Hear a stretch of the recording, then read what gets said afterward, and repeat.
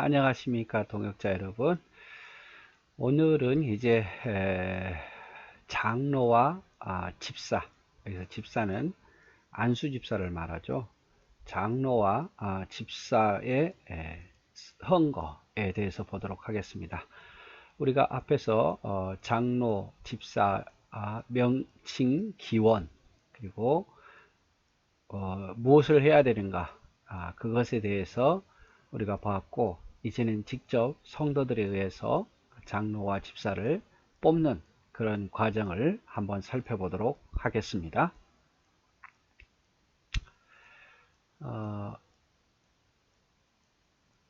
왜 하나님께서는 교회의 직분을 세우실 때에 직접 불러 임명하지 않고 선거를 통하여 선출하는 제도를 제정하셨는가에 대한 의문이 생길 수 있습니다. 물론 하나님께서는 계시가 완성되기 전에는 모세를 직접 불러 세우셨고, 또 주님께서도 사도들을 직접 부르셨으며, 성령께서는 바나바와 사울을 따로 세우라고 지명하기도 하셨습니다.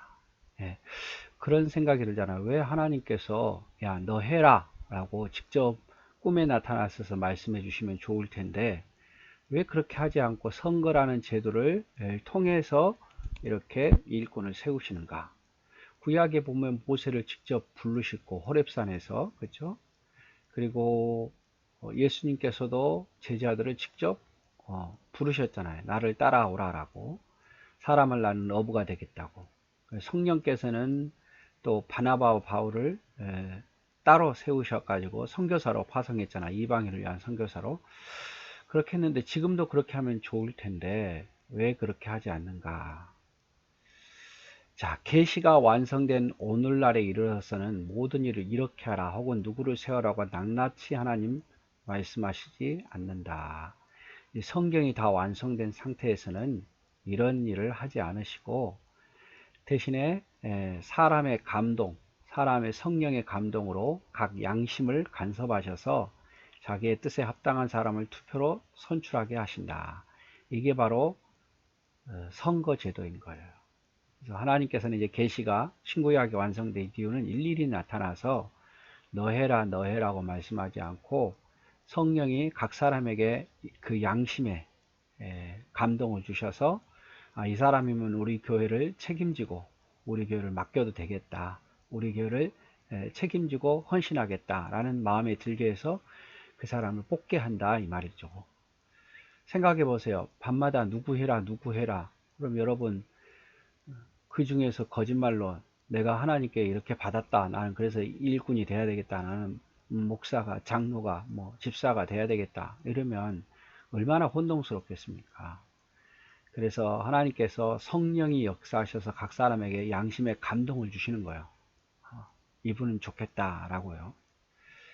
자, 이 제도가 지교회 교인들이 장로를 선택하는 당회를 조직하고 그 당회로 치리권을 행사하게 하는 주권이 교인에게 있는 대의민주정치인 거다. 이러한 제도는요, 교인들이 장로를 선택하잖아요. 그죠? 장로님을 뽑아요. 안수집사님을 뽑아요. 그래서 교인들이 그 사람을 뽑고, 그리고 그 사람이 당회를 조직하고 그 당회가 교인들을 대신해서 모든 주권을 행하는 거예요. 지금 우리로 말하면 국회의원을 우리가 뽑잖아요. 대통령을 뽑잖아요. 우리 대신 일 잘해주라고 뽑는 거죠. 그런데 대통령이나 국회의원이 자기 일을 하지 않으면, 국민들이 맡긴 일을 하지 않고 자기 이익만 취하면 다음에 또 바뀌는 거 아니에요? 그 국민들에게 또 인기도 없고. 그래서 누군가를 일꾼을 세울 때는 뭐 안수집사가 됐든 장로가 세웠든 그걸 생각하셔야 돼요. 우리 교회를 위해서 정말 헌신할 수 있는 분이겠는가. 인기 투표가 아니거든요. 저 사람 잘생겼다, 뭐 열심히 일한다 이런 것만 보지 마시고 미래를 생각하면서 우리 교회를 우리를 대신해서 맡길 수 있는 분인가, 누구보다도 우리 교회를 위해서 헌신할 수 있는 분인가를 잘 생각하고 그동안 신앙생활 해왔던 것을 잘 보고, 사람들은 그렇게 쉽게 변하는 게 아니니까 뭐 맡으면 잘할 거다가 아니라 지금까지 잘한 것을 보고 이렇게 해야 된다 이 말이죠. 그래서 구약에서는 하나님이 직접 부르셔서 일꾼을 삼으셨지만 신약에서는 이제 성령이 각 사람의 양심에 은혜를 주셔서 선거를 통해서 일꾼을 뽑는다. 그리고 이러한 제도는 민주정치다. 왜? 성도들의 마음을 담아서 장로를 세우고 안수집사를 세우고 그가 당회를 구성하고 그 당회가 결국 성도들을 대신해서 다스리게 되기 때문에 그 당회가 제대로 못 다스린다 그러면 어떻게 되겠어요? 성도들이 불신임할 수 있어요. 해임해 주세요 라고 이야기할 수도 있고 그런 그 민주적인 정치 방법입니다. 자, 선거 방법. 시리 장로와 집사, 안수 집사는 각 지교회가 공동의 규칙에 의하여 선거하되 3분의 2 이상의 찬성을 요한다. 단 당회가 후보를 추천할 수 있다. 자, 시리 장로 그리고 안수 집사를 세울 때는 지교회 공동의 규칙이 있어요. 정관이 있고 정관에 의해서 또는 여기 헌법에 나온 대로 의해서 투표가 반드시 3분의 2 이상을 찬성을 얻어야 돼요. 그날에 참석하는 분의 3분의 2 이상의 찬성을 요합니다. 단 뭐 어떤 분을 뽑을 것인가 이런 문제에 있어서는 뭐 당회가 잘 살펴서 과거의 신앙생활을 어떻게 했는가를 잘 살펴서 5년 동안 얼마나 신앙생활을 잘했는가를 살펴서 주일 성수는 했는가 10의 1조는 드렸는가 또 모든 예배에 모범적으로 참석하고 봉사에 열심히 했는가를 보고 당회가 후보를 추천할 수는 있어요. 당회가 누구를 임명할 수는 없어요. 추천해서 그 명수 중에서 이제 3분의 2 이상을 성도들에게 얻어야 된단 말이죠. 성도들은 그 사람에 대해서 잘 모르잖아요. 교인이 많아지면 누가 누군지 어떤 사람인지 모르니까 당회가 이제 그것을 잘 먼저 선별해야죠. 그래서 이제 두면 투표의 3분의 2 이상을 얻어야 된다 이 말이죠. 선거가 임하기 전에 당회의 절차. 선택할 장로나 집사의 수를 정한다. 자, 먼저 해야 할 일이 이번에 장로를 몇 명 뽑겠다. 또 집사를 안수집사를 몇 명 뽑겠다. 먼저 당회에서 정해야 돼요. 무한정 뽑을 수는 없는 거잖아요. 장로를 몇 명, 집사를 몇 명, 혹은 뭐 권사를 몇 명 이렇게 정하고 투표를 하는 거죠. 그런데 장로 같은 경우는 중요한 게 세례교인 25명 이상이 돼야 돼요. 장로 한 명 뽑을 때 세례교인 25명 이상 돼야 됩니다. 성도 수가 아닙니다. 세례교인입니다. 어린이 수가 아니라 세례교인입니다. 그래서 세례교인이 되는 것은 우리가 알듯이 만 14세 이상, 유아세례는 14세 이상 되면 세례교인이 되는 거고 그 다음에 세례를 받아야 돼요. 그 세례교인이 25명 이상 우리 교회에 나온 사람 중에서 25명 이상 돼야 장로 1인을 할 수 있습니다. 그리고 장로 증원 한 명이 아니라 또 한 명을 더 뽑고 싶을 때 그럴 때도 역시 25명 이상이 돼야 됩니다. 즉 2명이 된다는 소리는 장로가 1명이면 25명이니까 장로가 2명이면 50명이 돼야 된다 이 말이죠. 최소한. 최소한. 그럼 3인이면 75명, 4인이면 100명. 그런데 여러분 전에도 말했지만 꼭 이 이상이 돼야 되지 그에 맞춰야 된다 이 말은 아니에요. 그러니까 보통 보면 교회가 4명 정도 되는 장로님은 100명이 넘는 게 아니라 교인 수가 뭐 300명 정도 된다든지 이 정도에서 4명 정도 되고 뭐 1000명이 된다 그러면 1000명이 된다 그러면 40명을 뽑는다 이게 아니에요. 1000명이 되는 교회는 뭐 10명 정도 된다 뭐 이런 식이에요. 그러니까 처음에야 25명 이상에서 당회가 필요하기 때문에 세우겠지만 그 다음에는 50명 딱 돼서 세우는 게 아니라 세울 수도 있지만 70명 100명이 돼야 2명 200명이 되면 3명 500명이 되면 4명 이런 식으로 보통 교회들이 한다는 겁니다. 그래서 내가 교회를 뭐 교회가 요즘 부흥하기 힘들잖아요. 교회를 내가 10년 다녔는데, 내가 뭐 20년 다녔는데 왜 나는 장로가 안 될까? 이렇게만 생각하지 마시고, 예, 또 이렇게 장로도 이 성도 수가 제한이 있다는 걸 기억하셔야 돼요. 그래서 교회가 부흥하지 않으면 계속해서 이제 장로의 인원수를 늘릴 수는 없는 거예요. 그 다음에 당회 조직 및 장로 증언 청원, 장로 증언 청원서를 노예에 제출하여 승인을 얻어야 된다. 다 이제 안수 집사는 괜찮은데 장로 같은 경우는 세워지면 이제 당회가 조직이 되잖아요. 처음 장로는 이제 두 번째 장로부터는 당회 조직은 아니죠. 그때는 장로 증언 청원이에요. 우리가 장로를 증언해서 더 뽑겠습니다 해서 몇 사람 뽑겠습니다, 이거를 노예에다가 서류를 제출해야 돼요. 예.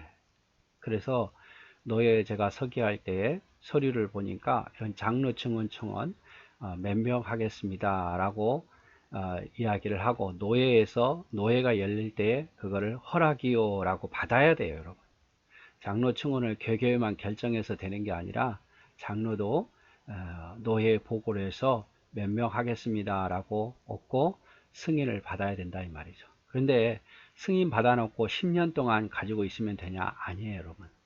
예. 그 1년 정도 제가 알고 있는데, 예, 그 안에 그 투표를 해야 돼요, 여러분. 예, 투표를 해야 되고, 하지 못하면, 어떤 사정이 있어서 하지 못하면 다음 노회 때에, 정기회 때 또다시 허락을 받아야 돼요. 그러니까 그래서 그냥 뭐 장로가 뽑히는 게 아니라 노회의 허락을 받아야 된다. 예, 장로 몇 명 증언하겠습니다. 또 초기에는, 맨 처음에는 장로 증언뿐만 아니라 당회도 조직하겠습니다 라는 것을 노회의 승인을 받아야 된다는 거죠. 자, 세 번째, 선거할 시일과 장소를 결정한다. 그래서 선거할 일시와 장소를 결정하죠. 이게 이제 청원문을 받았으면 고민을 해야 되죠. 언제 할 건가? 언제 할 건가? 그래서 선거할 교인들이 공동에 가장 많이 참석할 수 있고 피택자들이 노예 고시에 응시할 수 있는지를 감안하여 선거 일시와 장소를 미리 결정해야 된다. 그래서 선거할 시일과 장소를 결정할 때는 장소야 뭐 교회겠죠. 근데 언제 가장 사람들이 많이 모이겠습니까? 주일 낮 예배잖아요. 그러니까 주일 낮 예배 끝나고 공동회를 많이 하죠. 가장 성도들이 많이 할 수 있는 시일과 장소를 일주일 전에 미리미리 알려주고, 어떤 의도에서 모인다라는 것도 성도들에게 알려주고, 그래서 성도들이 기도하게 해야 돼요. 기도하게 해야 되고, 너무 길어도 안 좋아요. 일시가 많이 남겨놓고 광고하면 또 이 말 저 말 들리고 또 막 사전 선거 할 수도 있고 이러니까 너무 긴 것도 좋지 않고 너무 짧은 것도 좋지 않아요. 보통 어떤 공동회는 일주일이잖아요. 뭐 이건 한 2주 정도 시일과 장소를 정해놓고 결정해야 됩니다. 그리고 또 하나 고려해야 될 것이 그 피택받은 자들, 안수집사는 시험을 안 봐도 되지만 장로는 반드시 장로고시를 봐야 되거든요, 노예에서. 그래서 장로고시를 볼 수 있는 상황이 아니에요. 예를 들어서 갑자기 3개월 남겨놓고 이렇게 할 수는 없잖아요. 6개월 정도 교육을 해야 되기 때문에. 그래서 그 노예고시 응시할 수 있는 시기, 이분이 또 그때 하필이면 또 외국에 가서 있어야 된다는데 이러면 안 되니까 노예고시에 응시할 수 있는가와 그 다음에 성도들이 가장 많이 모일 시간을 정해놓고 선거의 시일과 장소를 결정해야 된다 이 말이죠. 또 선거운동 방지를 위한 교육 해가지고 당에는 불미스러운 운동이 없도록 하되 무슨 임의의 단체 회식이나 전화를 이용해서 서로 담합 운동이 발생하지 않도록 교육시킴이 옳다.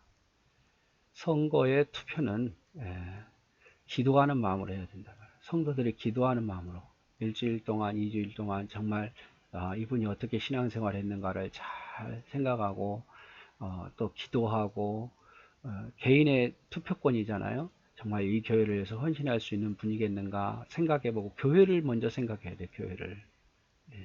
그 사람이 아예 안 찍어지면 서운할 거다 이게 생각이 아니라 교회를 먼저 생각해야 돼요. 그리고 사전운동을 하면 안 됩니다. 나 좀 뽑아줘. 밥 한 끼 먹자. 밥 한 끼 먹으면서 나 좀 뽑아줘. 이런 거 하면 안 돼요, 여러분. 세상 뭐 그것도 아니고 성도들 개개인에게 내가 어떤 사람인가를 평가를 받아야 돼요. 그리고 투표라는 것은 인기 투표가 아니거든요. 그러니까 떨어지더라도 내가 인기가 있다 없다가 아니라 떨어지면 내가 더 하나님 앞에 충성하라는 신호구나. 아직 내가 성도들의 마음에 찰 만큼 내가 그렇게 헌신하지 않았구나. 이런 생각을 가져야지. 나 창피해서 어떻게 교회 다녀. 이거는요 세상적인 생각이고 사탄이 주는 생각이에요. 그래서 선거할 때가 가장 힘든 게 뭐냐면 꼭 이런 일이 생겨요. 불미스러운 일들이. 선거 끝나고 난 떨어졌으니까 나는 이게 못 다니겠다. 뭐 말은 그렇게 안 하지만 그런 식으로 그거는 여러분 선거에 임하는 자세가 아니죠. 성도들도 누구 좋아서 투표하고 그러면 아니라 교회를 생각하면서 앞으로의 교회를 생각하면서 일꾼을 뽑아야 된다 이 말이죠. 그리고 장로 수가 예를 들어 5명 뽑기로 했어도 안 될 수도 있어요. 5명이 2명밖에 안 될 수도 있고 3분의 2 이상을 못 얻을 수도 있잖아요. 나머지 분은 그럼 다 탈락하는 건데 꼭 수를 채워야 되겠다 그러면 한 번 더 투표할 수 있죠. 떨어진 사람을 대상으로 해서 그렇게 할 수는 있습니다만 그렇게 무리해서 하게 되면 또 떨어진 사람이 더 시험에 들 수도 있겠죠. 그래서 오늘은 여기까지만 하고 다음 시간에 이어서 같이 또 보도록 하겠습니다.